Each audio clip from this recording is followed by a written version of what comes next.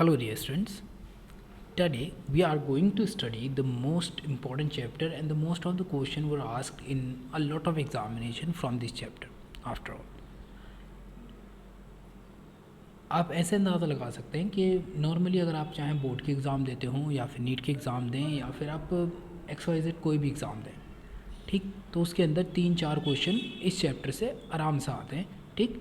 और एक तरीके से बोल सकते हैं कि चैप्टर भी थोड़ा आसान है, अगर तुम ध्यान से समझोगे तो बहुत सारी चीज़ों को आप आसानी से समझ पाओगे। चैप्टर का नाम है केमिकल काइनेटिक्स। अब now from this world kinetics something you must have understand, ठीक।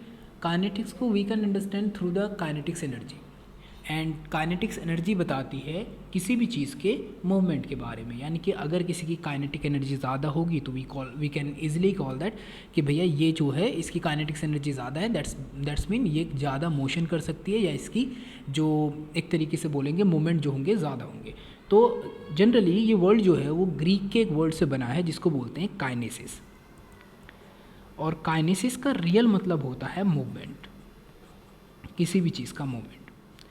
अब जब ये ऐड होता है केमिकल के साथ तो what is the mean of the chemical kinetics, ठीक। तो इसमें ऐसा जो मीनिंग होता है वो होता है द रेट, या फिर हम बोल सकते हैं इसको स्पीड, और बेटर तरीके से समझने के लिए हम इसको बोलते हैं velocity of any chemical change. यानी कि किसी भी केमिकल रिएक्शन के अंदर जो भी चेंज होता है उसकी जो रेट या फिर स्पीड या फिर जो वेलोसिटी होगी वही कहलाएगी केमिकल काइनेटिक्स। लेट्स से तुम इस तरीके से समझ सकते हो। जैसे फॉर एग्जांपल मैं बोलूँ कि भाई जब मैं कोई लकड़ी जलाता हूँ, कोई वुड जलाता हूँ, तो जो किसी एक स्पेसिफिक भट्टी के अंदर या एक बर्नर के अंदर जब मैं वुड जलाता हूँ तो उसके अंदर 10 मिनट में 1 किलो कोयला जलता है, ठीक। तो उससे जो कार्बन डाइऑक्साइड प्रोड्यूस हो रही होगी तो वो कितनी अमाउंट होगी, ठीक। तो जब हम बेसिकली उसको कैलकुलेट करेंगे या कितना कोयले के अंदर कितना परसेंटेज में कार्बन होता है, उस सारी चीज़ों को हम लगाकर इस तरीके से हम एक रेट को पता कर लेंगे कि इतनी देर में इतनी कार्बन डाइऑक्साइड क्या हो रही है, प्रोड्यूस हो रही है। सिमिलरली वही चीज़ हमको जब हम स्टडी करने पाते हैं तो हम उसको किस ब्रांच में पढ़ते हैं, तो वो we study that in the branch of chemical kinetics. तो जनरली इस सारी चीज़ों को हम केमिकल काइनेटिक्स के अंदर ही स्टडी करते हैं।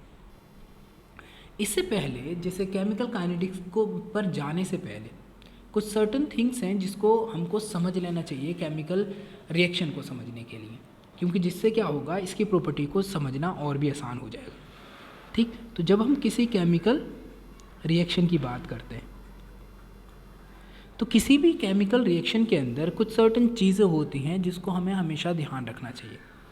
इसमें जो सबसे ज़्यादा बेसिक और इम्पॉर्टेंट चीज़ होगी वो होगी हमारी कि कोई रिएक्शन होगी, पॉसिबल है नेचुरली या फिर पॉसिबल नहीं है। यानी कि किसी भी रिएक्शन की स्पीड जानने से पहले हमको ये भी पता होना चाहिए कि वो रिएक्शन हो पाएगी या नहीं हो पाएगी। और दैट थिंग यानी कि feasibility of a chemical reaction हम स्टडी करते हैं under the branch of thermodynamics. यानी कि पहले हमको पता करना है फिजिबिलिटी ऑफ केमिकल रिएक्शन, ठीक। तो जब बात चलेगी कि भाई फिजिबिलिटी ऑफ केमिकल रिएक्शन क्या है, तो हम इसको पढ़ेंगे under the branch of thermodynamics, जो कि हम 11th में पढ़ के आ चुके होंगे, ठीक। आप लोगों का जो थर्मोडायनेमिक्स स्टार्ट हो जाता है वो 11th से शुरू हो जाता है, ठीक। तो उस बुक के अंदर आप जनरली थर्मोडायनेमिक केमिकल बॉन्डिंग और उसके बाद थर्मोडायनेमिक्स ही नेक्स्ट चैप्टर होता है, वो आप पढ़ चुके होते हैं। अब थर्मोडायनेमिक्स हमको बताता है कि भाई देखो केमिकल रिएक्शंस जो होती हैं वो 2 तरह की होती हैं। एक रिएक्शन होती हैं जिनको आप बोलते हो स्पॉन्टेनियस, और दूसरी रिएक्शन होती हैं जिनको आप बोलते हो नॉन स्पॉन्टेनियस। अब जब भी आपसे कोई पूछे कि भाई स्पॉन्टेनियस रिएक्शन कौन सी होती हैं, तो जनरली स्पॉन्टेनियस रिएक्शंस वो होती हैं जो नेचर में खुद ब खुद होती रहे। यानी कि ऐसी रिएक्शंस जो अपने आप ही होती रहती हैं, यानी कि सेल्फ फॉरवर्ड डायरेक्शनल होती हैं या फिर इरिवर्सिबल होती हैं, ठीक। तो इस तरह की रिएक्शंस जो कहलाती हैं वो कहलाती हैं हमारी जनरली स्पॉन्टेनियस रिएक्शंस, ठीक। और जो रिएक्शन खुद ब खुद ना हो, ठीक, जिनको कराने के लिए हमको एक्सटर्नल किसी सोर्स की ज़रूरत पड़ती है, वो कहलाती है हमारी एक तरीके से नॉन स्पॉन्टेनियस रिएक्शन। ऐसी रिएक्शंस की हम यहाँ पर बात करेंगे, ठीक। तो स्पॉन्टेनियस कौन होगी, नॉन स्पॉन्टेनियस कौन होगी, तो इस चीज़ को समझने के लिए सबसे ज़्यादा इम्पॉर्टेंट है कि हम इसको मैथमेटिकली किस तरीके से रिप्रेजेंट कर सकते हैं, ठीक। तो स्पॉन्टेनिटी और नॉन स्पॉन्टेनिटी को सबसे ज़्यादा जो रिप्रेजेंट करने वाली चीज़ है वो है गिब्स एनर्जी। ये हमको इन्फॉर्मेशन देती है कौन सी रिएक्शन कब स्पॉन्टेनियस होगी और कौन सी रिएक्शन कब नॉन स्पॉन्टेनियस होगी। तो अगर हम बात करते हैं गिब्स एनर्जी की, तो गिब्स एनर्जी क्या करती है कि अगर डेल्टा जी की वैल्यू लेस देन 0 हो, तो in that condition the reaction will be spontaneous. यानी कि उस कंडीशन में आप बोलेंगे कि रिएक्शन जो होगी स्पॉन्टेनियस होगी, यानी कि डेल्टा जी की वैल्यू यहाँ पर क्या होनी चाहिए, क्लियरली निगेटिव होनी चाहिए। Being a negative that's mean reaction क्या होगी, स्पॉन्टेनियस होगी, ठीक। डेल्टा जी के बारे में आप पहले से जानते होंगे, डेल्टा जी इक्वल टू होता है डेल्टा एच, यहाँ पर आएगा माइनस टी डेल्टा एस के, ठीक। तो जहाँ पर इसमें ये डेल्टा एच जो है इसको बोलते थे हम एंथैल्पी। हम आगे इन वर्ड्स का यूज़ करने वाले हैं, दैट्स वाई मैं यहाँ पर इसको क्लियर कर देना चाहता हूँ, क्योंकि जब हम लास्ट में पढ़ते होंगे स्पेशली ऐसी थ्योरीज जिसके अंदर टेम्परेचर का बहुत ज़्यादा रोल होगा, ठीक, तो वहाँ पे हम थोड़ा सा इसके बारे में बात करेंगे। ये रहेगा टेम्परेचर जो नॉर्मल टेम्परेचर हो सकता है वहाँ पर, और ये रहेगी एंट्रोपी। ये सारे फैक्टर मिलजुल कर डिसाइड करते हैं कि डेल्टा जी की वैल्यू क्या होगी। और अगर डेल्टा जी की वैल्यू किसी भी तरीके से निगेटिव आती है, दैट्स मीन वो रिएक्शन स्पॉन्टेनियस है, ठीक।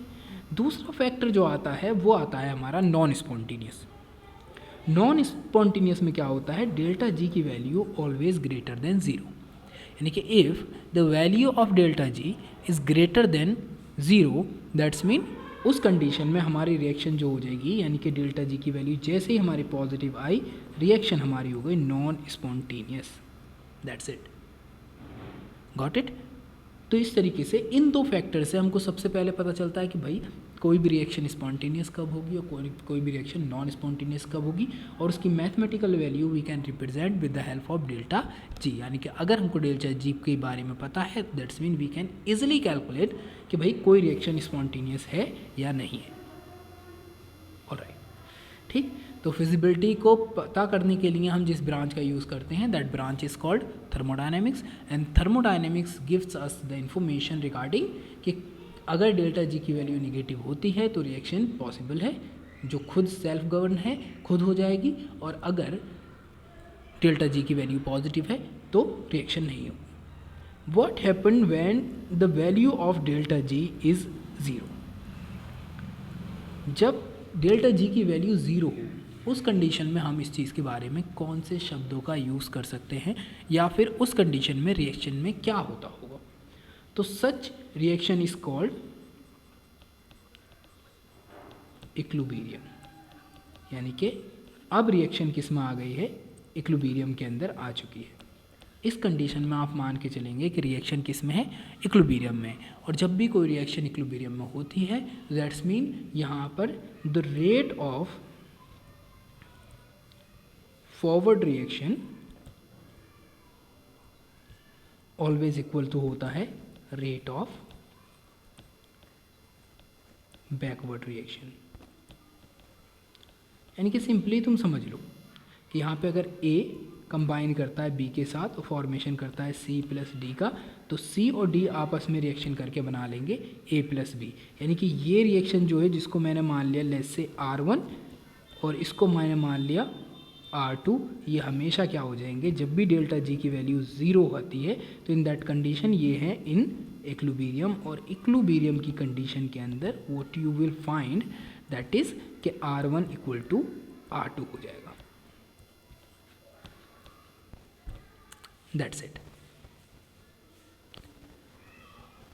तो थर्मोडायनेमिक्स से हमको किसी भी रिएक्शन के अंदर ये पता चल गया कि भाई कोई भी रिएक्शन हो रही है, ठीक, तो वो कब तक होती रहेगी, जब तक कि डेल्टा जी की वैल्यू क्या रहेगी, निगेटिव रहेगी। जैसे डेल्टा जी की वैल्यू अगर पॉजिटिव होती है तो उस कंडीशन में किसी भी रिएक्शन की, तो उस कंडीशन में यू विल फाइंड आउट कि reaction will not take place.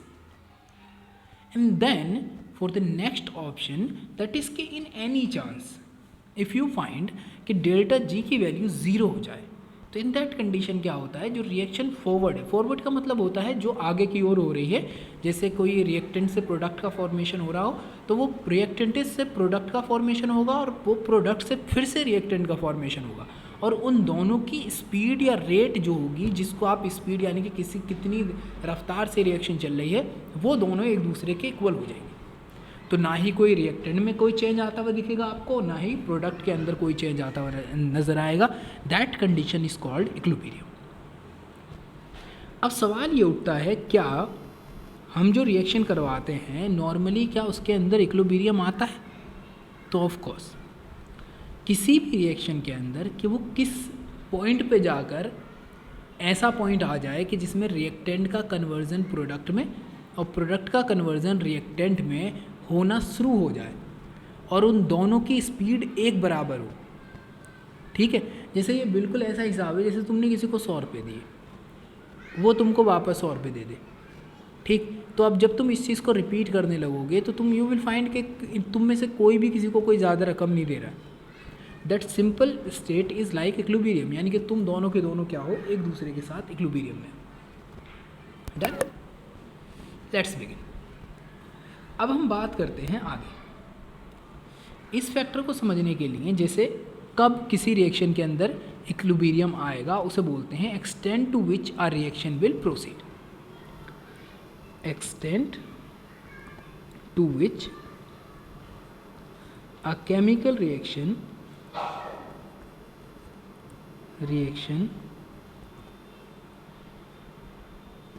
proceed. ठीक, अब इस इंफॉर्मेशन को, जो हमारा दूसरा फैक्टर जो हमको पता करना है, इसको हम स्टडी करते हैं under the branch of equilibrium. ठीक, केमिकल इक्विलिब्रियम के अंदर हम इस चीज़ को स्टडी करते हैं. अब आप इसको समझ लो. जैसे फॉर एग्जांपल मैंने कहा कि मेरा जो रिएक्टेंट ए है और उससे बी का फॉर्मेशन हो रहा है. ठीक है, ए से बी का फॉर्मेशन हो रहा है. When this reaction will proceed, what will happen? Now you really need to understand that कि अगर इस रिएक्शन के अंदर अगर मैं बोलता हूँ कि टाइम t इक्वल टू 0 है और मैंने यहाँ पे मान लिया इसको 100 और यहाँ पे ये अभी 0 है, फिर मैं पहुँचा टाइम t पर और मैंने माना कि इक्विलिब्रियम पे क्या होता है कि इसमें से सिर्फ और सिर्फ 10% गया, तो मेरे पास बचा क्या रिएक्टेंट 90, तो यहाँ प्रोडक्ट कितना होगा 10 होगा. ठीक, अब इसी कंडीशन में इसने अपना इक्विलिब्रियम अटेंड कर लिया, यानी कि सिर्फ और सिर्फ क्या हो सकता है कि कभी कभी ऐसा भी होता है कि प्रोडक्ट की अमाउंट तो बहुत ज़्यादा है लेकिन रिएक्टेंट की अमाउंट है वो तो बहुत कम है. रिएक्टेंट की अमाउंट बहुत ज़्यादा है और जो प्रोडक्ट की अमाउंट है अभी कमी है, लेकिन फिर भी क्या हो गया, उसके अंदर इक्विलिब्रियम आ गया. ठीक, इसको हम समझ सकते हैं उन केसेस में, जैसे फॉर एग्जांपल आप फिजिकल इक्विलिब्रियम का अगर हम थोड़ा सा एग्जांपल ले लें यहाँ पे इसे समझने के लिए, कि बहुत सारी चीज़ें होती हैं जो वाटर में इनसॉल्युबल होती हैं. ठीक है, अब इनसॉल्युबल का मतलब ये नहीं होता कि बिल्कुल वो सॉल्युबल ही नहीं है, लेकिन बहुत स्प्रिंगली सॉल्युबल है, बहुत कम. ठीक, जैसे सपोज करें कि आपने एसिटिक एसिड पानी में डाला, ये एक वीक एसिड है, जब आप डालेंगे 1 लीटर वाटर के अंदर 10 ml या 20 ml या मैं कहता हूँ चलो आपने 100 ml डाला, जब आप डालते हैं तो उसमें से बहुत कम नंबर ऑफ जो मॉलिक्यूल्स हैं वो डिसोसिएट होकर H पॉजिटिव और एसिटेट आयन बनाते हैं. दैट्स मीन क्या है, यहाँ पर वो कम डिसोसिएट हो रहा है, दैट्स मीन इक्विलिब्रियम बहुत जल्दी इस्टेब्लिश हो रहा है. इसमें प्रोडक्ट तो बहुत ज़्यादा एग्जिस्ट करता है लेकिन रिएक्टेंट तो बहुत ज़्यादा एग्जिस्ट करता है लेकिन प्रोडक्ट जो है अभी कम है. तो इस चीज़ को आप इस तरीके से समझ सकते हैं. Being a weak acid, some time क्या होता है कुछ रिएक्शन में, अगर तुम ए से बी की बात कर रहे हो तो इस कंडीशन में क्या होगा कि तुम्हारा जो t टाइम 0 था उस टाइम अगर ये 100 हो और यहाँ पर 0 है, और अगर ये इक्विलिब्रियम पे पहुँचे तो यहाँ तो सिर्फ बचा 10th लेकिन यहाँ पे पहुँच गया 90. यानी कि ऐसी रिएक्शंस जिसके अंदर क्या हो कि इक्विलिब्रियम तब आए जब वो प्रोडक्ट में काफ़ी हद तक फॉर्मेशन हो चुका है ऑलरेडी। इस कंडीशन में भी इक्विलिब्रियम इस्टेब्लिश हो सकता है। अब सम टाइम क्या होता है कि अगर लेट्स से कुछ कंडीशन ऐसे भी हो जाती हैं कि टाइम है 0, तब यहाँ पर 100 है और यहाँ पर है यहाँ पर 0। अब जब टाइम पे पहुँचते हैं हम इक्विलिब्रियम वाले टाइम पे, तो यहाँ पे ये भी 50 हो और ये भी 50 हो। तो किसी भी केमिकल रिएक्शन के लिए इट इज़ नॉट फिक्स्ड कि भाई जितना रिएक्टेंट है उतना ही प्रोडक्ट होगा, तभी वो चीज़ एक तरीके से इक्विलिब्रियम कहलाएगी। इक्विलिब्रियम सिर्फ और सिर्फ डिपेंड करता है रेट ऑफ रिएक्शन पर, कि किसी भी रिएक्शन की जो रेट यानी कि स्पीड या फिर वेलोसिटी जो है वो कितनी तेज़ है। और जब फॉरवर्ड यानी कि जो फॉरवर्ड डायरेक्शन में जाने वाली रेट बैकवर्ड डायरेक्शन में जाने वाली रेट के कभी भी किसी भी परसेंटेज पे इक्वल हो जाती है, तो उसी कंडीशन को बोलते हैं हम इक्विलिब्रियम। और जैसे ही इक्विलिब्रियम इस्टेब्लिश होता है तो वहाँ पर आप क्या पाओगे कि वहाँ पर कंसंट्रेशन में कोई चेंज नहीं आता,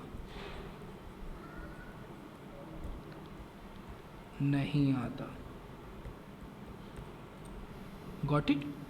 ना ही रिएक्टेंट की और ना ही प्रोडक्ट की, दोनों ही की कंसंट्रेशन क्या रहती हैं, हमेशा इक्वल बनी रहती हैं। कब बनी रहती हैं? When it is in equilibrium. ठीक, ये चीज़ थी जो तुमको यहाँ पर समझनी थी, अगर आप ध्यान से इसको समझ चुके हैं तो। ठीक, please do not forget to write down anything in comments, क्योंकि मुझको थोड़ा पता तो चले कि एटलीस्ट तुम्हारे यहाँ तक बात समझ में आई। अदरवाइज़ मैं फिर से कोशिश कर सकता हूँ, डोंट वरी। नाउ जब हम इन दो चीज़ों को पता कर चुके हैं कि भाई रिएक्शन में ये रिएक्शन हो सकती है या नहीं हो सकती, जिसने हमको किसने बताया कि अगर ये यस है या नो है, तो ये हमको बता दिया थर्मोडायनेमिक्स ने कि हाँ भाई ये रिएक्शन हो पाएगी। ठीक, जैसे हमको पता चल गया थर्मोडायनेमिक्स के अकॉर्डिंग हमको पता चल गया यहाँ पे क्लियरली कि डेल्टा जी की वैल्यू लेस देन 0 है, that's mean reaction is feasible. ये एक तरीके से बोल सकते हैं हम स्पॉन्टेनियस। हमको पहली चीज़ ये पता चली। दूसरी चीज़, इक्विलिब्रियम ने हमको इन्फॉर्मेशन दी to what extent these reaction will proceed, यानी कि क्यों, कितनी और कब तक ये रिएक्शन प्रोसीड करेगी। यानी कि एक तरीके से आप ये मान लें कि कोई रिएक्शन 50% तक या 90% तक या सिर्फ 20% तक ही रिएक्शन प्रोसीड करती है। ठीक है, इस तरीके से आपने इसको समझ लिया। अब सपोज़ करें कि हर जब भी कोई केमिकल रिएक्शन करवाएगा तो उसका मकसद होता है कि वो हमेशा उस केमिकल रिएक्शन में ज़्यादा से ज़्यादा प्रोडक्ट का फॉर्मेशन कर पाए। अब लेट्स से आप कोई रिएक्शन करा है और उस रिएक्शन में क्या होता है कि हमेशा सिर्फ और सिर्फ 5% ही प्रोडक्ट का फॉर्मेशन होता है। अब कौन कौन से ऐसे फैक्टर्स हैं जिससे हम उसके प्रोडक्शन को बढ़ा सकते हैं? ठीक, तो उसके प्रोडक्शन को बढ़ाने के लिए हम टेम्परेचर बढ़ा सकते हैं, प्रेशर बढ़ा सकते हैं, कॉन्सेंट्रेशन रिएक्टेंट की बढ़ा सकते हैं, या फिर प्रोडक्ट की कॉन्सेंट्रेशन कम कर सकते हैं। जैसा कि आपने ली चैटलियर प्रिंसिपल पढ़ा होगा, उसमें क्या कहते हैं कि भाई देखो, जिस तरह की चीज़ की कमी करोगे ना, उसी तरफ उस रिएक्शन की डायरेक्शन हो जाएगी, या तुम जिस तरफ किसी चीज़ को बढ़ाओगे उस तरफ से क्या होगा, डायरेक्शन उसकी उस रिएक्शन की डायरेक्शन उसके अपोजिट डायरेक्शन में होगी।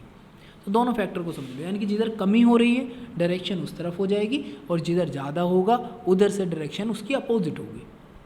ठीक है, ये हमारे ली चैटलियर का प्रिंसिपल करता है। अब इस चीज़ को जानने के बाद सबसे ज़्यादा जो इम्पोर्टेंट चीज़ आती है वो आती है टू नो कि किसी भी केमिकल रिएक्शन को अपनी इक्विलिब्रियम की स्टेट तक जाने के लिए उसकी जो रेट ऑफ रिएक्शन है वो क्या होगी। तो रेट ऑफ रिएक्शन क्या होगी, तो ये हम स्टडी करते हैं rate of reaction under the branch of chemical kinetics.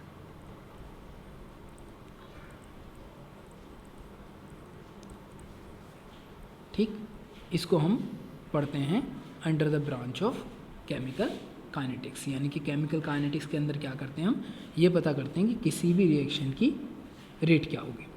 तो कौन कौन सी चीज़ें अगर आप चाहो तो केमिकल साइंस के अंदर या केमिकल काइनेटिक्स के अंदर पढ़ सकते हो। तो पहली रेट यानी कि वेलोसिटी ऑफ रिएक्शन,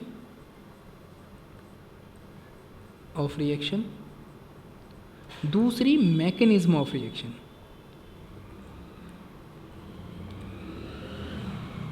कि भाई रिएक्शन कितनी स्पीड से चल रही है या किस तरीके से चल रही है। दूसरा फैक्टर तो यही होगा जानने का कि भाई पहली चीज़ किस स्पीड से चली है, दूसरी चीज़ उसकी मैकेनिज्म क्या है, और तीसरी चीज़ जो शायद मुझे लगता है सबसे ज़्यादा इम्पॉर्टेंट है, दैट इज़ फैक्टर्स अफेक्ट्स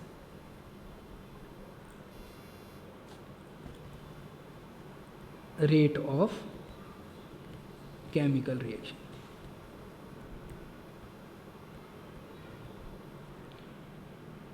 कौन कौन से वो फैक्टर हैं जो किसी भी केमिकल रिएक्शंस को इफ़ेक्ट करते हैं, ठीक, वो भी हम स्टडी करते हैं under the branch of chemical reaction.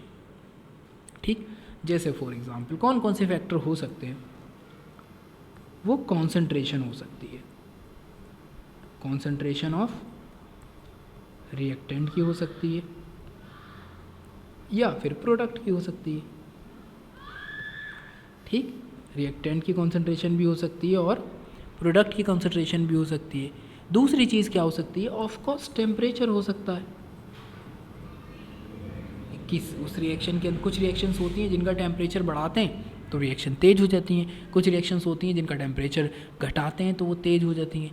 ठीक, तो टेम्परेचर भी क्या है यहाँ पर बहुत इंपॉर्टेंट फैक्टर है। तीसरी चीज़ होती है प्रेशर। ठीक, ये जनरली अप्लाई होता है गैसियस रिएक्शन में। तो जो गैसियस रिएक्शंस होती हैं ना, उसके अंदर अगर आप टेम्परेचर को आगे पीछे करते हो तो उस तरह के रिएक्शंस के अंदर आपको बहुत सारी चीज़ें देखने को मिलेंगी। ठीक, तो इस तरह की रिएक्शंस क्या होती हैं, जो गैसियस रिएक्शन है उसमें टेम्परेचर बढ़ाते हैं तो वॉल्यूम कम होता है, वॉल्यूम कम होगा तो जो मॉलिक्यूल्स होते हैं वो एक दूसरे के पास आ जाएंगे, और जब मॉलिक्यूल एक दूसरे के पास आएंगे तो उनके अंदर कोलिजन होने की, कोलिजन मतलब आपस में मॉलिक्यूल टकराएंगे तो उनकी बॉन्ड टूटेंगे। जब बॉन्ड टूटते हैं तो उस वजह से जो भी इफ़ेक्ट नज़र आता है या जो भी नए बॉन्ड्स बनते हैं, उन्हीं बॉन्ड्स के फॉर्मेशन की वजह से हमारे प्रोडक्ट का फॉर्मेशन होता है। तो first and very most thing कि हमको ये समझना पड़ेगा कि ये फैक्टर्स जो है किसी ना किसी तरीके से केमिकल रिएक्शन पर इम्पैक्ट डाल रहे हैं। ठीक, इसमें जो एक चीज़ है वो ऑल्सो वेरी वेरी इंपॉर्टेंट जो केमिकल रिएक्शन की रेट को बढ़ा देती है, दैट इज़ कैटलिस्ट। अगर बात चले कि भाई कैटलिस्ट बढ़ाता कैसे है, by reducing activation energy. Actually ये क्वेश्चन कई बार एमसीक्यूज़ वगैरह में आ चुका है, इवन 2 मार्क्स में भी ये क्वेश्चन आ चुका है कि भाई किसी भी केमिकल रिएक्शन की जो रेट होती है उसमें कैटलिस्ट का रोल क्या है। तो कैटलिस्ट क्या करते हैं, अपनी सरफेस प्रोवाइड करते हैं, किसके लिए, रिएक्टेंट के लिए, जिससे रिएक्टेंट आए वहाँ पर और सरफेस के ऊपर अपने बॉन्ड्स बना लें और फिर वो आसानी से उन बॉन्ड को तोड़ देते हैं। ठीक, जब दूसरा रिएक्टेंट आता है तो और इसकी वजह से क्या होता है, एक नए प्रोडक्ट का फॉर्मेशन हो जाता है। तो दैट्स वाई ये क्या करते हैं, उनकी एनर्जी को रिड्यूस कर देते हैं, जो कि उनको एक्टिवेट करने के लिए इम्पॉर्टेंट है। आप इसको ऐसे समझ सकते हैं, सपोज़ करो आप किसी शॉप पे गए और आपको एक बिस्किट का पैकेट ख़रीदना है। ठीक है, अब आप उस बिस्किट के पैकेट को ख़रीदते हो तो आप बोलते हो कि भाई मुझको एक बिस्किट का पैकेट चाहिए और वो 10 रुपीज़ का है। आपने 10 रुपये दिए तभी वो बिस्किट का पैकेट देगा। अब लेट्स से व्हाट हैपेंड कि उस बिस्किट के पैकेट जो है उसे ख़रीदने के लिए 10 रुपये देने हैं, लेकिन आपके पास तो सिर्फ 8 रुपये। तो क्या होगा, आप ले पाएंगे क्योंकि उसकी जो रिक्वायरमेंट है वो कितने की है, ऑफ कोर्स 10 रुपये की है। अब चांस क्या होता है कि दुकान वाला बोलता है कि भाई 20% डिस्काउंट है। अब उसकी 10 रुपये के पैकेट की कीमत कितनी हो गई, ऑफ कोर्स 8 रुपीज़।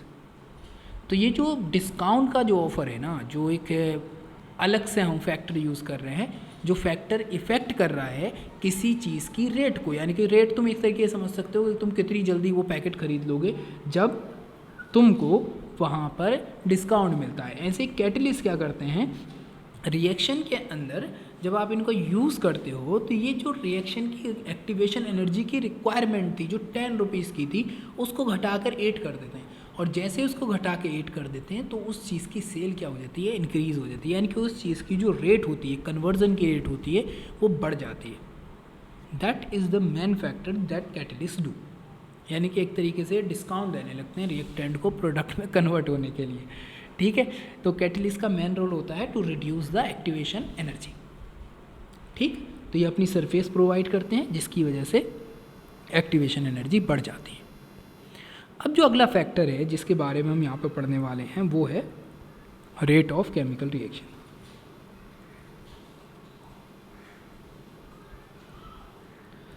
ठीक, जब भी रेट ऑफ केमिकल रिएक्शन की बात होती है तो यहाँ पर कुछ चीज़ें हैं जिसको हमें समझना पड़ेगा। वो कौन सी चीज़ें कि जब तुम नेचर में देखते हो तो आपको डिफरेंट तरह की रिएक्शन दिखाई देती हैं भाई, खुद ब खुद होती हुई, या फिर कोई फैक्टर होगा जो उनको करवा रहा होगा। ठीक, इन सारी चीज़ों में अगर तुम कुछ चीज़ों को ध्यान से देखो तो रिएक्शन कई तरह की होती है। ऐसी रिएक्शन जो बहुत ज़्यादा फास्ट हो, जिनको हम बोल सकते हैं वेरी फास्ट केमिकल रिएक्शन। अच्छा जी, इसका एग्जाम्पल क्या हो सकता है, लेट्स से आप लैब में गए और लैब में जाने के बाद आपने क्या किया, आपने ऐसे ही नॉर्मली आप लेते हो सोडियम क्लोराइड NaCl और साथ में लेते हो तुम सिल्वर नाइट्रेट AgNO3। जैसे ही तुम इन दोनों को मिक्स करोगे यू विल फाइंड कि आपको एक वाइट कलर का प्रेसिपिटेट नज़र आएगा।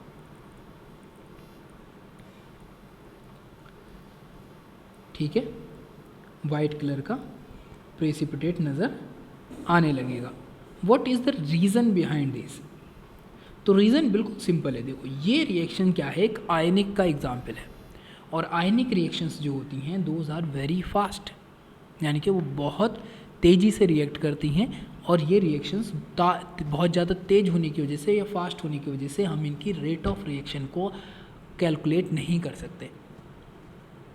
और क्या ज़रूरत है कैलकुलेट करने की जब कोई रिएक्शन सिर्फ और सिर्फ एक ही डायरेक्शन में जा रही हो तो।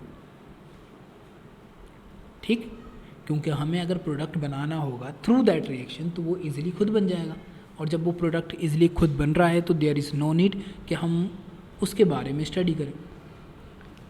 अब दूसरी रिएक्शंस आती हैं जो हैं वेरी स्लो केमिकल रिएक्शंस। ठीक, तीसरी वाली आती हैं बहुत ज़्यादा slow chemical reactions. Let's say मैंने तुमसे बोला कि रस्टिंग ऑफ आयरन किस तरह की रिएक्शन,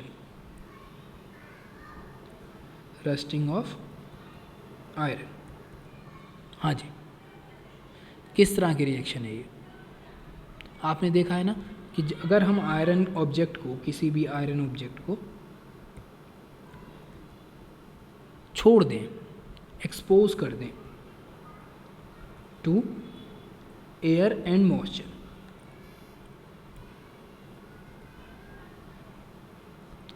किसके साथ? एयर के साथ और मॉइस्चर के साथ। The first thing you will notice कि इट स्लोली स्टार्ट क्रोडिंग।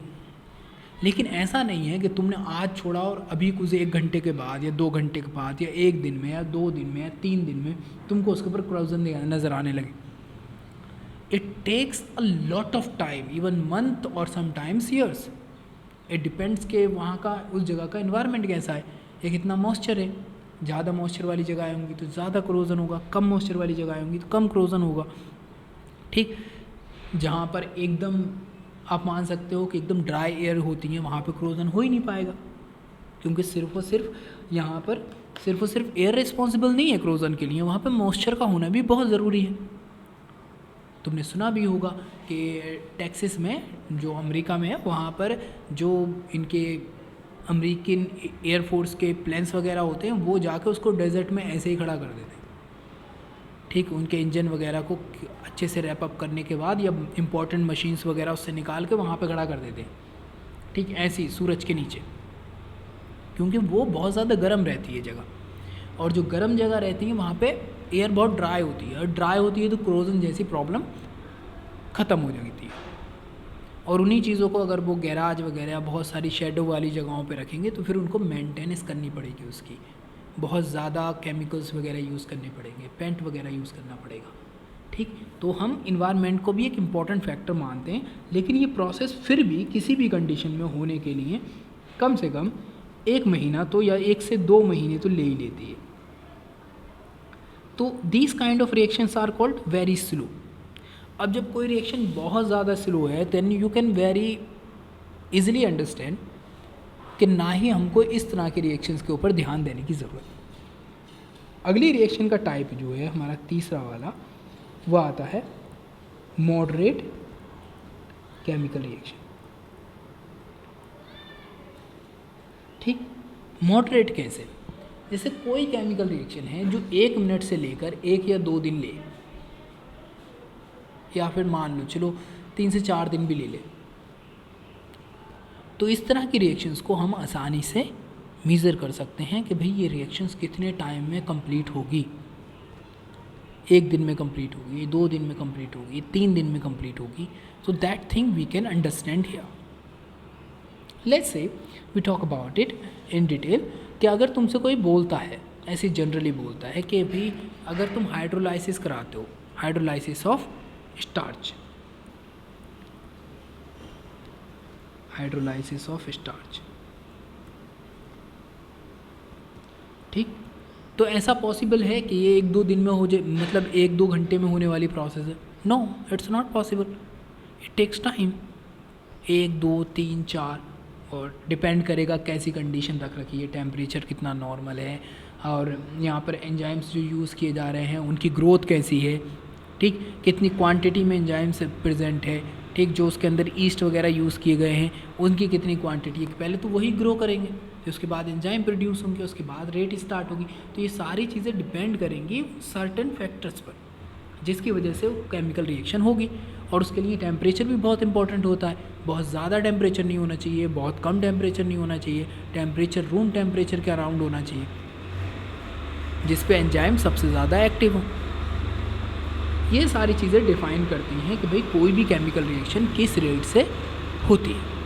और जनरली हम स्टडी करते हैं under the branch of chemical reactions we study about the moderate chemical reactions, यानी कि जो आपकी केमिकल काइनेटिक्स के अंदर हम स्टडी करेंगे वो मॉडरेट केमिकल रिएक्शंस के बारे में स्टडी करेंगे। अब सवाल उठता है कि हम ये तो समझ गए कि रेट ऑफ रिएक्शंस जो होती है वो डिपेंड करती है कि भाई जो भी रिएक्टेंट है उसकी कंसंट्रेशन कितनी है। तो टाइम के साथ क्या होता है, रिएक्टेंट की कंसंट्रेशन बढ़ती है और प्रोडक्ट की कंसंट्रेशन बढ़ती है और रिएक्टेंट की कंसंट्रेशन घटती है, ठीक। तो जैसे टाइम बढ़ता जाएगा फिर एक टाइम ऐसा आएगा कि भाई रिएक्टेंट की कंसंट्रेशन अपनी जगह रुक गई और प्रोडक्ट की कंसंट्रेशन अपनी जगह रुक गई। हम बोल देंगे कि भाई ये रिएक्शन कैसी पहुंच गई है, इक्विलिब्रियम में पहुंच गई है। तो अगर मैं डिफ़ाइन करूं रेट ऑफ रिएक्शन को तो वी कैन इजीली से कि the rate of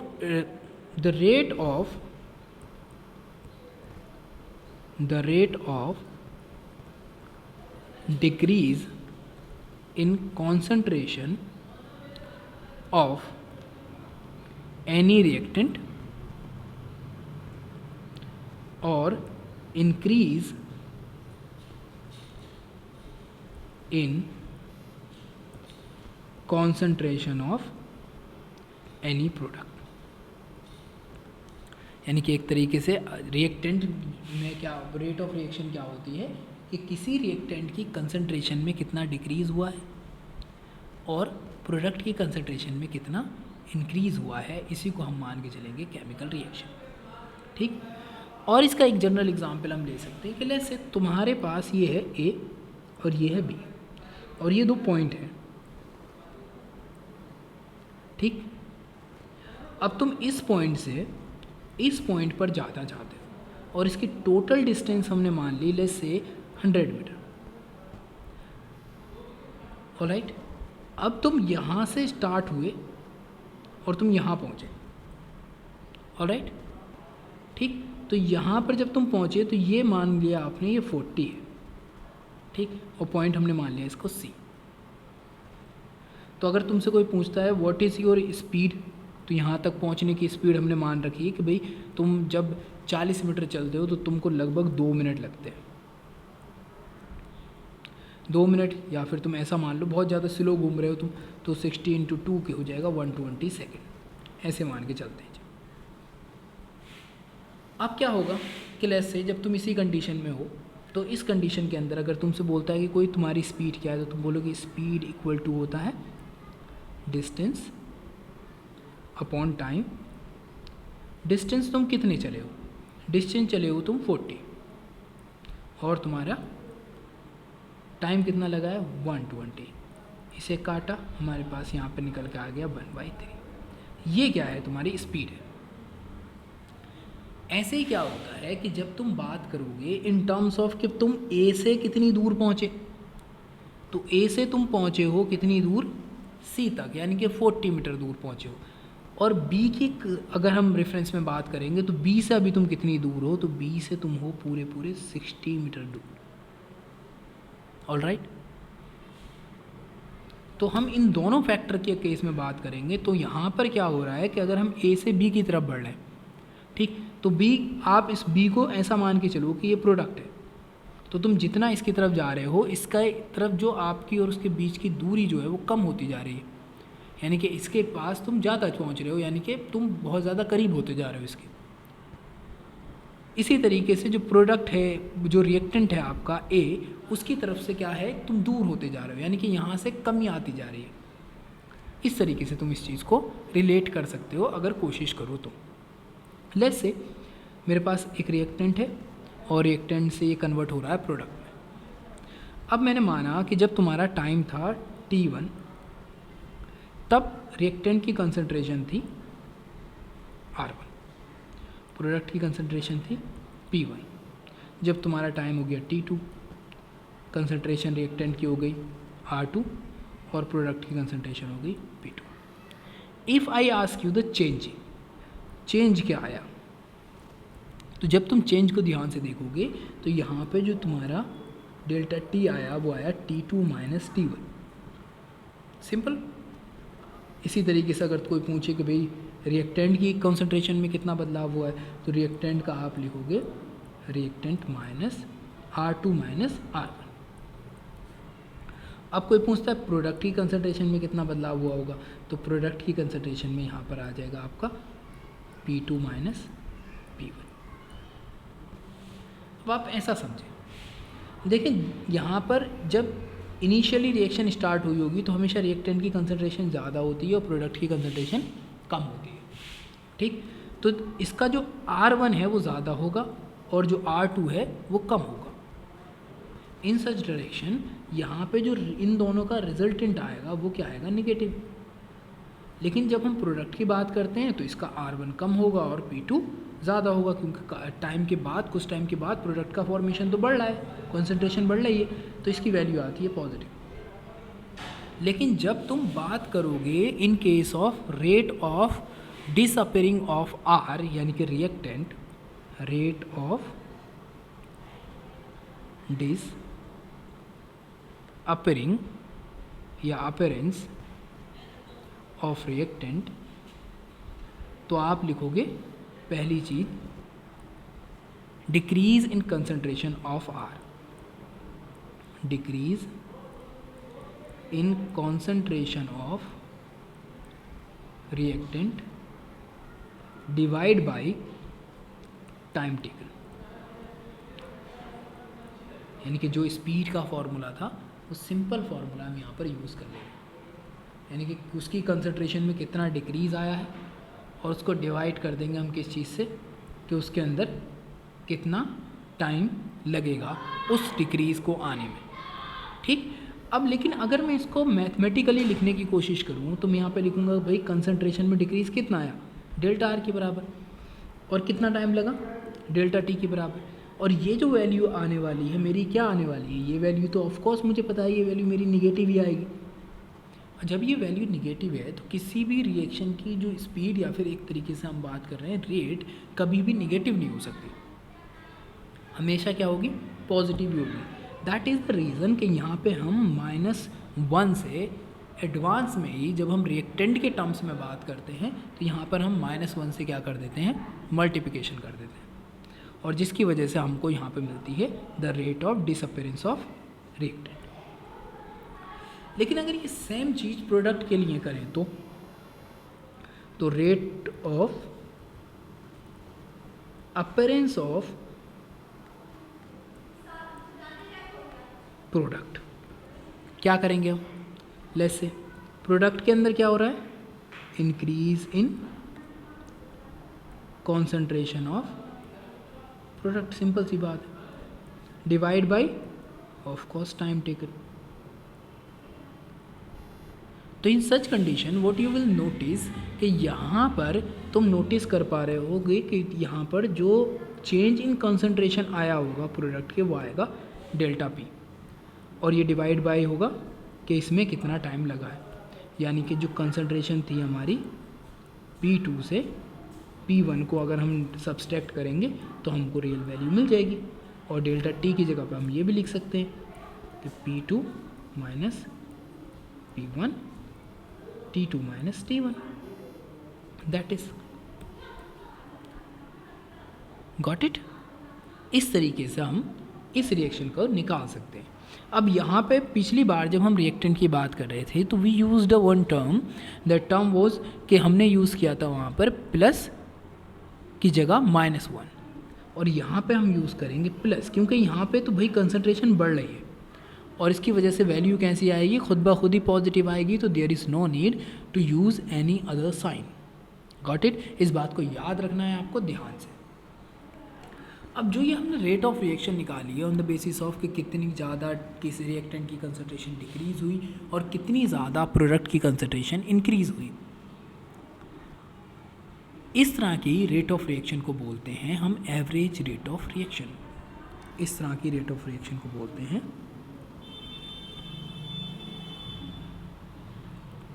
is called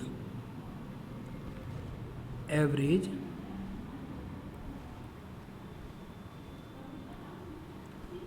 rate of reaction। किससे रिप्रेजेंट करते हैं, RAB से, ठीक, AB फॉर एवरेज, अंडरस्टैंड। तो ये चीज़ यहाँ पर आपको ध्यान रखनी है खास तौर से।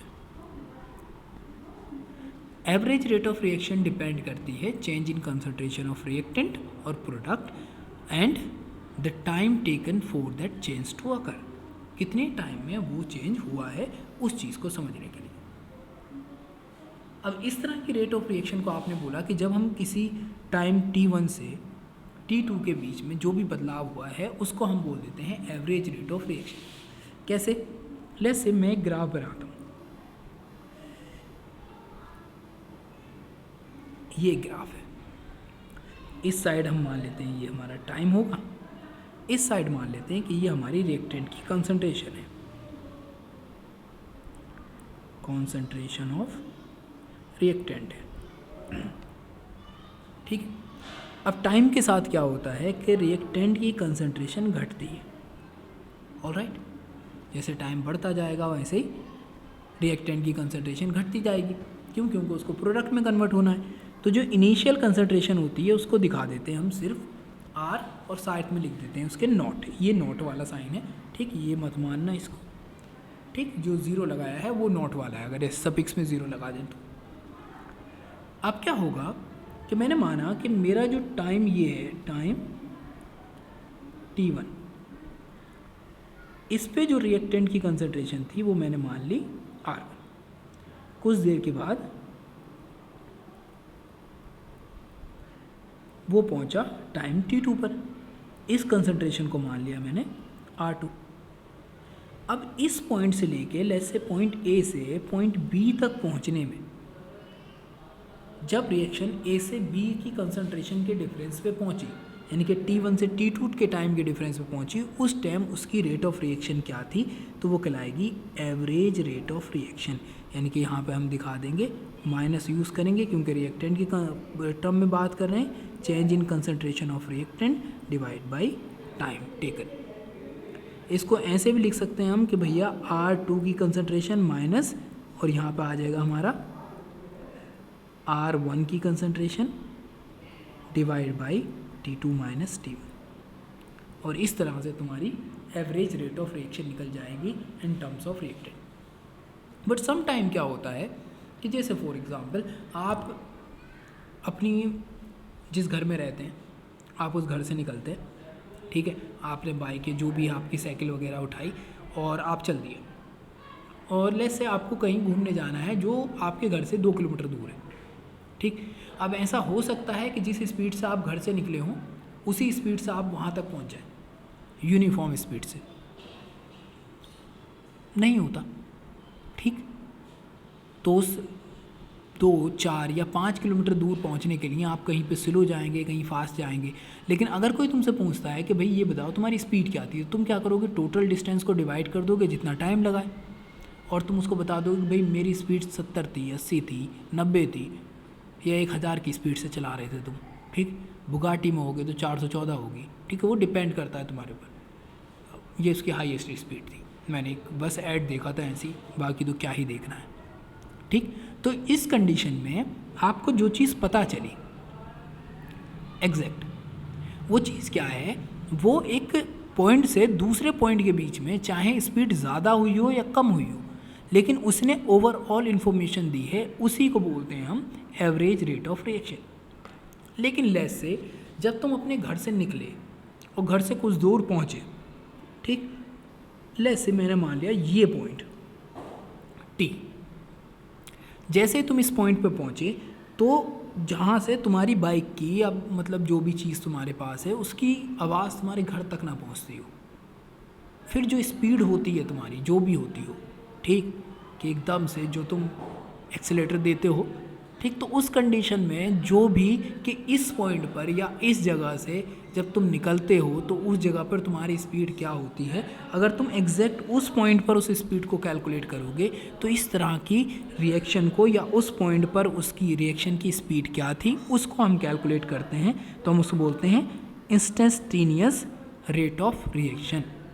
यानी कि एक पॉइंट पर, जैसे मैंने मान लिया कि T टाइम पर, जैसे सपोज़ करो मैं आपसे बोलूं कि भाई जब तुम बिल्कुल स्कूल के सामने से निकले थे या अपनी गर्लफ्रेंड के घर के सामने से निकले थे, ठीक, तो उस टाइम तुम्हारी स्पीड क्या थी,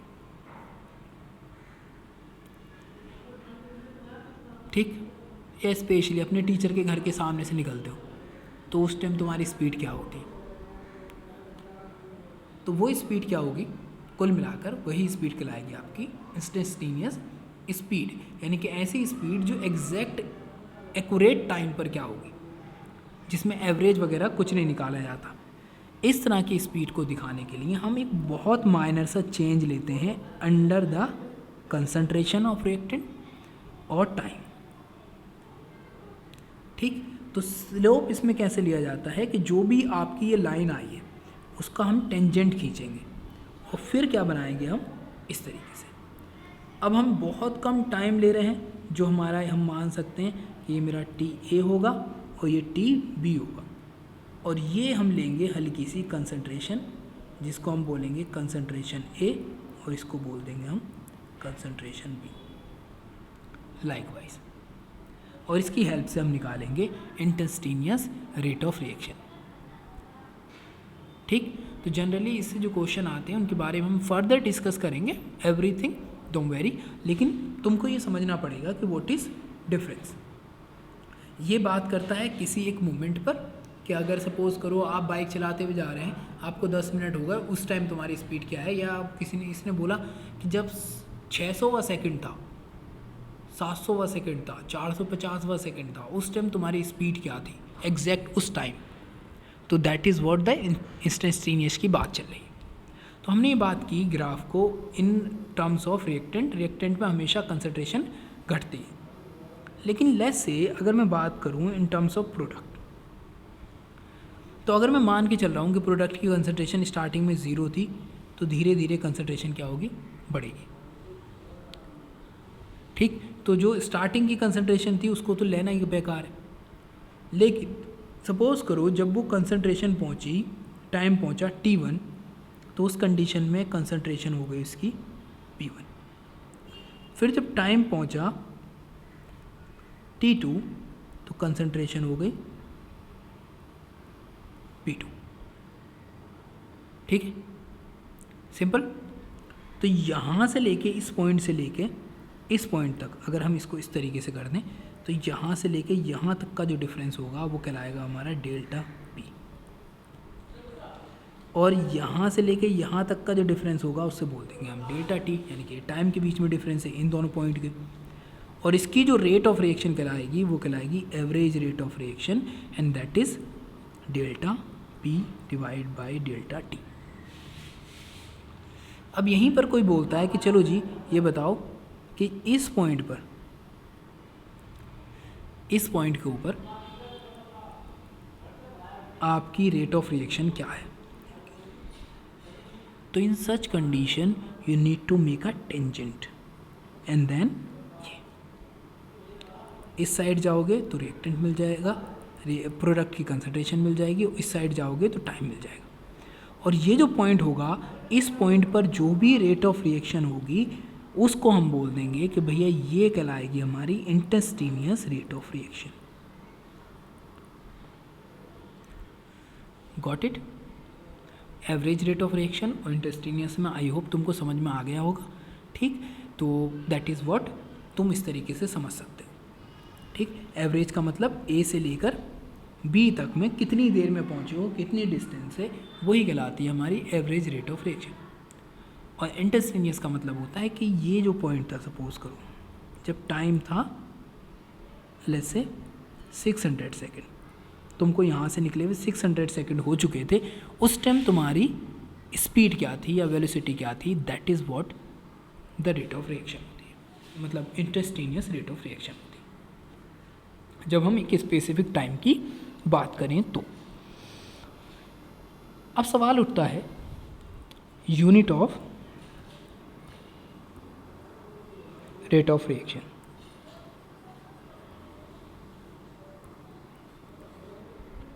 अभी हमने देखा कि जो हमारी रेट ऑफ रिएक्शन थी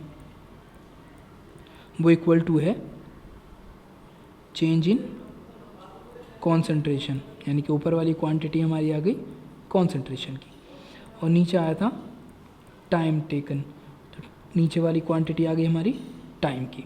तो यहाँ पर कॉन्सेंट्रेशन है और यहाँ पे टाइम है, तो यहाँ पर हमारा हो जाएगा कॉन्सेंट्रेशन को हम लेते हैं मोल पर लीटर में और टाइम को लेते हैं हम सेकंड में।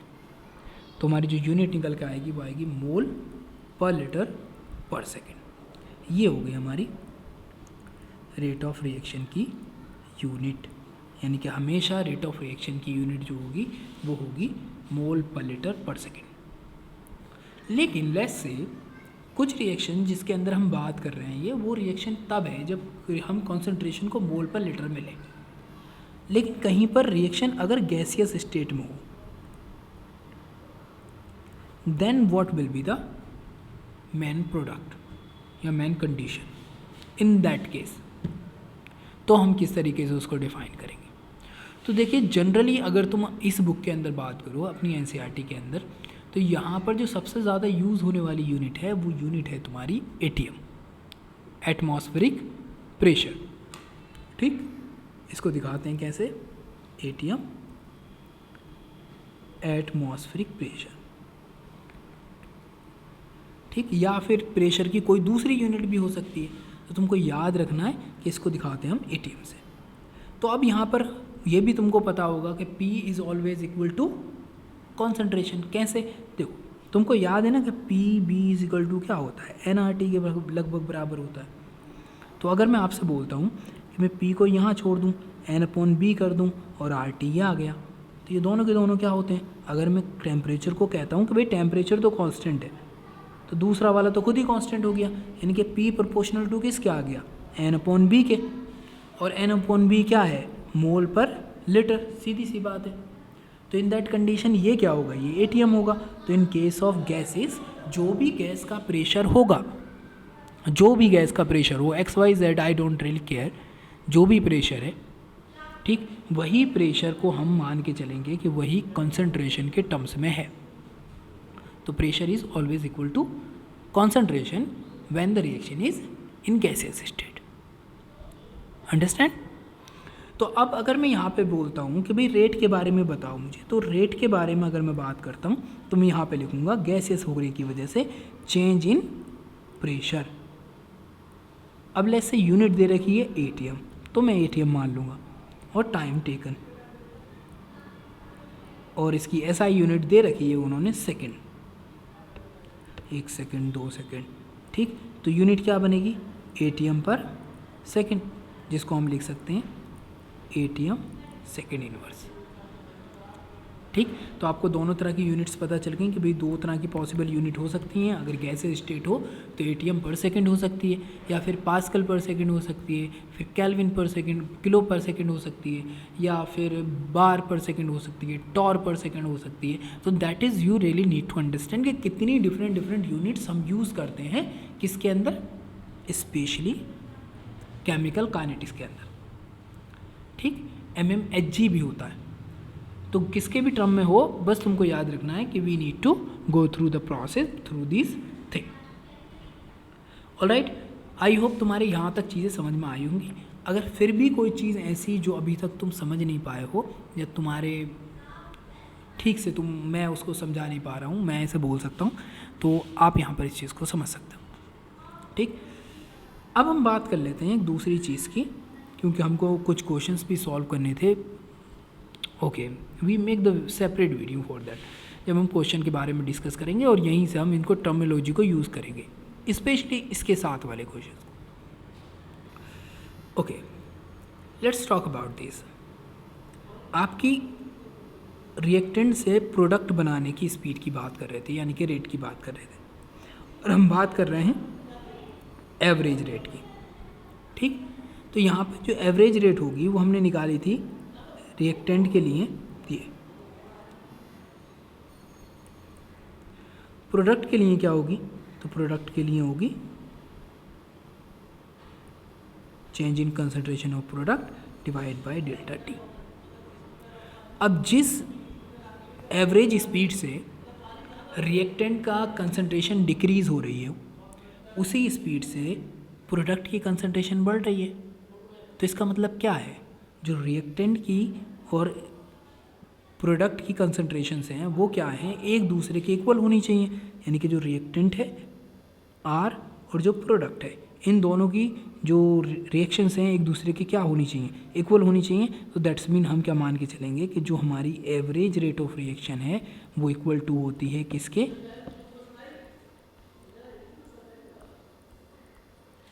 और अगर हम बात करें यहाँ पे T आएगा, और अगर हम बात करें प्रोडक्ट की तो प्रोडक्ट क्या होगा, इसके इक्वल टू हो जाएगा।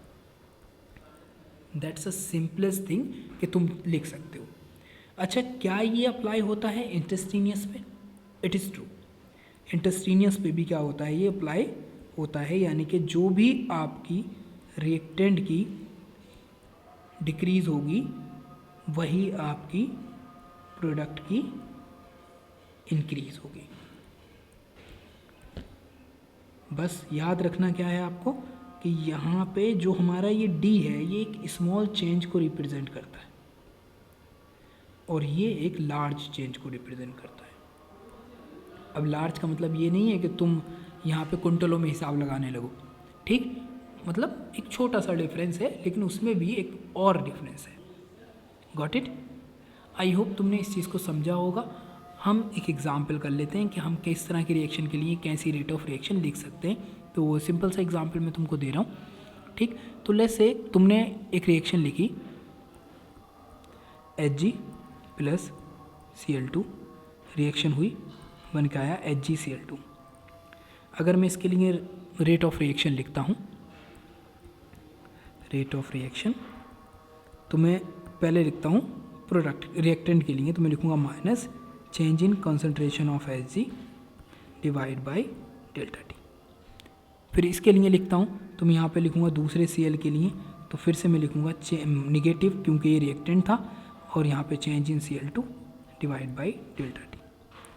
फिर ऐसी प्रोडक्ट के लिए लिख दूंगा मैं, तो उसमें मैं बस प्लस का यूज़ करने वाला हूँ, तो यहाँ पे लिख दूंगा मैं change in concentration of HgCl2 divide by delta T.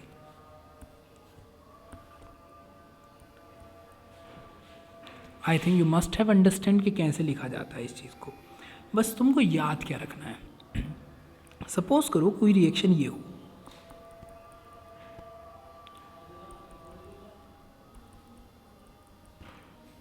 इस कंडीशन में हूँ, अगर मैं इसकी रेट ऑफ रिएक्शन लिखता हूँ, जैसे मैंने इसको रेट को R से दिखाया है, और ये है मेरा रिएक्टेंट, तो यहाँ पे निगेटिव आएगा डेल्टा, और यहाँ पे लिखेंगे change in concentration of reactant और डिवाइड बाय डेल्टा टी। अब लिखेंगे प्रोडक्ट का, तो ऑफ कोर्स हम सबको पॉजिटिव लिख देंगे यूँ करके, और ये भी इक्वल टू आएगा किसके, आई के। बस याद क्या रखना है, जो ये स्टोक्यूमेट्री है ये हमेशा जाती है इन्वर्स में, यानी कि तुमको क्या कर देना है, जो अगर यहाँ पे 2 लिखा हो तो 1 डिवाइड बाई 2 कर देना है, अगर 3 लिखा होता तो 1 डिवाइड बाई 3 करना था आपको। लेट्स से आप इसका एग्जाम्पल लेते हैं N2 plus 3 time H2 reaction हुई और बन के आया 2 टाइम NH3। अगर मैं इसके लिए लिखूँ, ये मेरा रिएक्टेंट है, तो मैं क्या लिखूँगा, R equal to minus change in concentration of N2 divide by delta t equal to minus, क्योंकि ये रिएक्टेंट है फिर से, तो 1/3 change in concentration of H2 divide by delta t equal to, यहाँ पे आ गया प्रोडक्ट तो प्लस का साइन आएगा और 1/2, क्योंकि ये 2 है यहाँ पर स्टोकियोमेट्री, और change in concentration of NH3 divide by delta T. Likewise you can get the answer, यानी कि जो रेट है नाइट्रोजन के डिसअपियर होने की वो इक्वल टू है 1/3 of disappearance of the H2, ठीक। और उसी तरीके से ये 1/2 अपीयरेंस ऑफ NH2 के बराबर हैं, ठीक। तो ये सबकी सब एक दूसरे पर डिपेंड कर रही हैं। अगर जिस रफ्तार से या जिस स्पीड से कोई एक रिएक्टेंट घटेगा, उसी स्पीड से प्रोडक्ट का कंसंट्रेशन में इंक्रीज होगा, ठीक। आप यहाँ पर इन फैक्टर्स को आसानी से समझ सकते हैं, ठीक। अब मैं आपको एक रिएक्शन दे रहा हूँ, बस आपको उस रिएक्शन के लिए पॉइंट लिखने हैं, या उसका लिए जो इक्वेशन बन के आएगी उस इक्वेशन को लिखना है। Alright, okay. इक्वेशन क्या है, इक्वेशन कुछ ऐसे है कि आपको लिखना है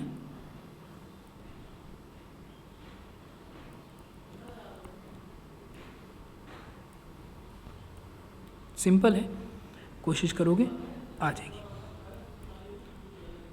इसका आंसर आपको खुद लिखना है अभी। जब आप इसको लिख लें तो उसके बाद अगला लिखेंगे आप कुछ ऐसे,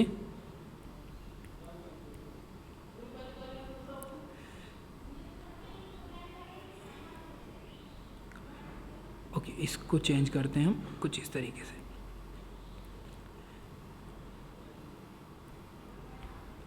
ठीक है। तो इस तरीके से आपको क्या करना है, इसके बारे में लिखना है। फिर अगली रिएक्शन होगी आपकी 5Br minus plus BrO3 minus plus 6 time H positive, और फिर रिएक्शन कराते हैं, आता है 3Br2 प्लस, और उसके बाद आएगा 3 time H2। Now go through this questions, and जब आप इसके आंसर अगर लिख पा रहे हैं, और अगर नेक्स्ट वीडियो में हम इसके बारे में फर्दर डिस्कस करेंगे ही, तो then you can leave, if you have some query or anything, then leave in comments. I'll see that. God bless you. Have a nice day. We will discuss some other questions and other things in next video.